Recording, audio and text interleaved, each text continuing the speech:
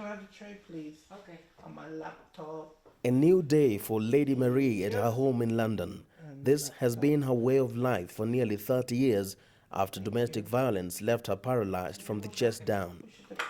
I need the support of personal assistants who help to provide my personal care.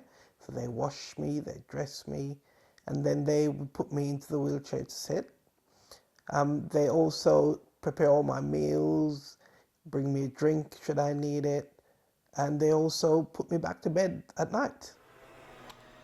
All this robust care is provided by a free healthcare system that has allowed the former soldier to raise a family, travel, and also do her work and even turn on the fan.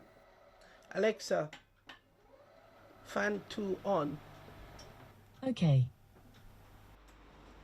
In the spinal unit where I was, they provided patient education, talked to me about what spinal cord injury is, told me how it would affect me, taught me how to teach someone else to look after me.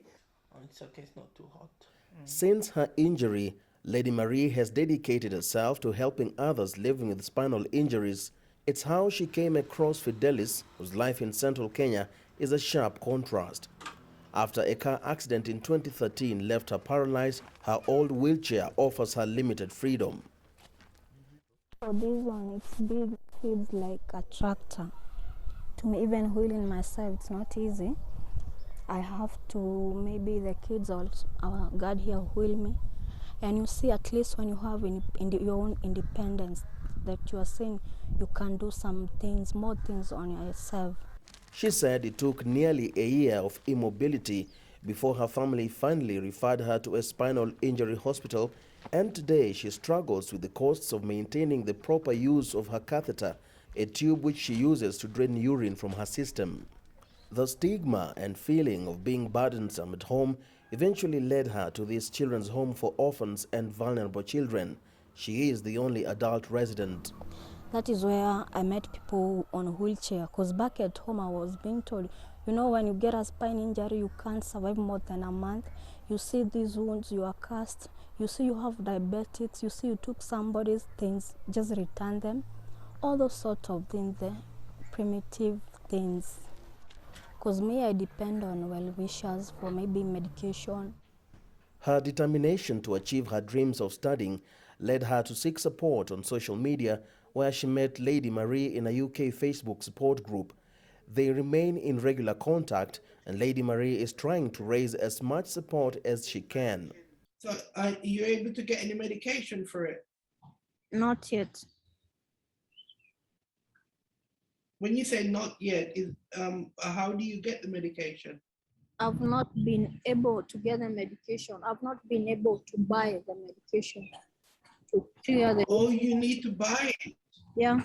You need to buy it. Oh, wow. Yeah. It's so different here, because for me, if I experience a UTI, urinary tract infection, we just say UTI for short, I just call my GP. Hi. I'm a little taken aback by the distinction in care and engage Lady Marie. She is equally appalled by the state of healthcare in my country. What would you say to all these governments on how just important it is to really commit to the health fund so that people like Fidelis don't have to go through what they're going through, which is essentially a deprivation of human rights to dignity? People are dying for basic needs. People, you know, we are all human beings. None of us ask for an illness or a disability. People, not everyone is born with a disability. You acquire a disability later on in life. Just like Fidelis and myself, we were perfectly okay before this happened. This has happened now. We need your help. We still have a lot to offer to society. Fidelis hopes to study social work and give back to her home. But first, she hopes to move independently with the power wheelchair promised by her friend in the UK.